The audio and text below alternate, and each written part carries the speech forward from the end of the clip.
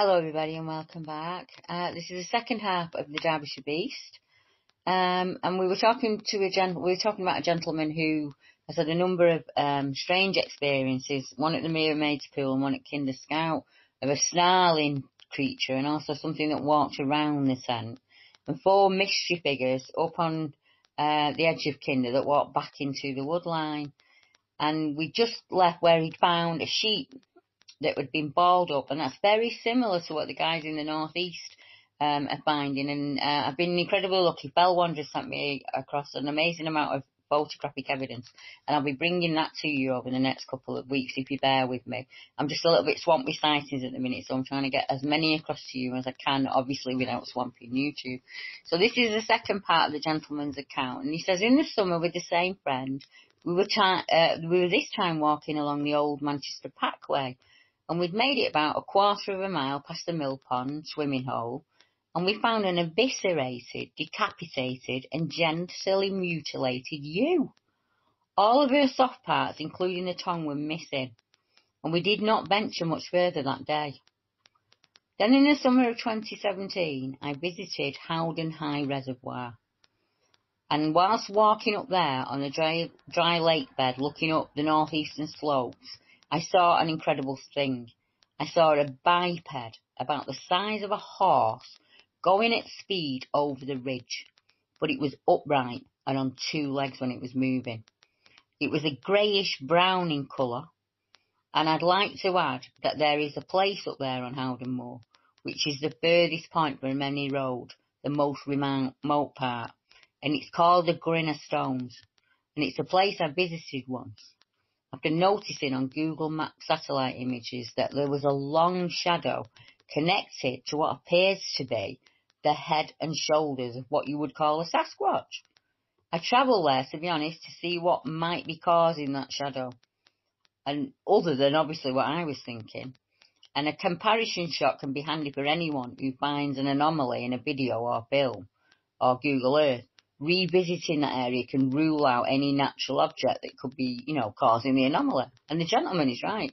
So he went back for a good look, and there were no dawn shadows of any length like that. And I would like to return to the Grinner with torches and a commando line if I could, possibly, because there's caves there that I wouldn't mind looking into.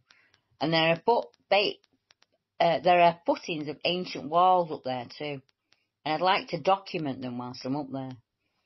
But the one time that I had been up there before, it was deathly quiet, and I became really uneasy, and I felt a strong urge to leave well before dark had even come. And I felt as though I was being watched the whole time I was up there. And one last point I would like to highlight, other than my own account, was I came across a blog on YouTube that's been posted by a guy from Rotherham, and he's an outdoors fan, and his name's Ian, and it's Ian's Bushcraft and Wild Camping, and I have included a link to that in the description. And the genre of his channel is, he's outdoors wild camping, the area that we're talking about now. And he's had a very strange video of himself camping on Kinder in a tent. And some scary, growling beast had come and felt beneath his ground sheet before leaving. And he was quite put out about the experience. And I now know how he was feeling.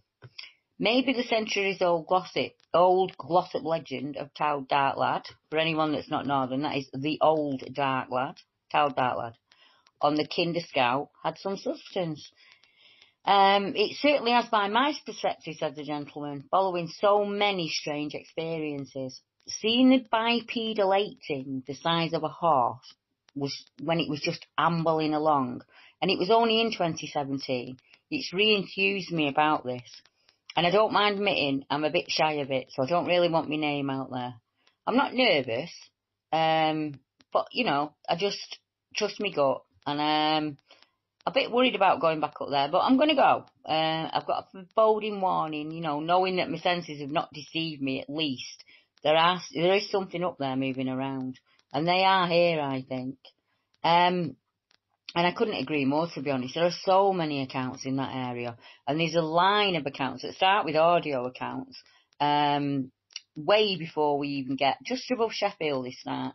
And you've got 4 audio accounts there, all in a line.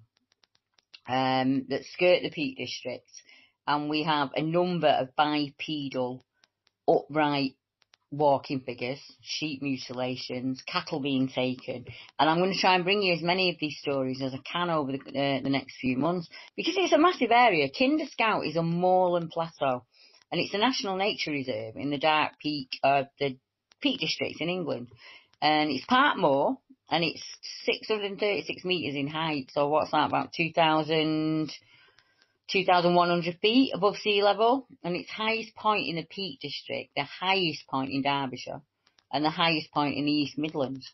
And there are accounts of hairy bipedal creatures on Kinder Scout, as we know, growls and snarls, and feet walking around tents in the dark, and many sheep carcasses are found, and often people have the feeling of being watched or observed by someone or something unseen. And as we saw from a couple of accounts we've had this month, there seems to be a common thread that's running through them all. Some of them see a tall, dark, not wearing clothing, bipedal type creature walking away or going off into the woods. We've had a number of accounts of tents that have been interfered with by hands going underneath and lifting said occupant, or tents and camping grounds being torn apart or left in a mess. We have the continuous finding of fleeces rolled up in balls, some pushed into trees, some just left out there, where the bodies have been picked completely clean of the brain and the tongue, things like that. Some really strange accounts coming out of the northeast. And I know, because I'm in a strange, unique position, you could say, that it's also happening in other areas of the country as well. It isn't just the northeast. And I'm hoping that some of the wild campers from further out, because there's a big network in the northeast of wild campers, and I know that that is the same across the UK.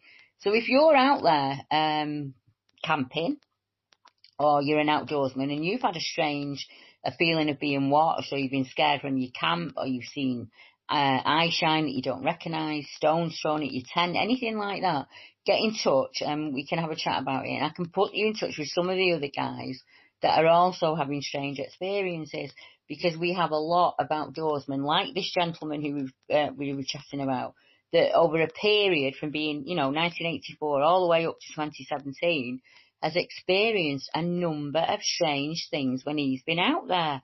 And it isn't just one. He didn't just experience something walking around the tent. He didn't just experience seeing figures walking off into the woodline.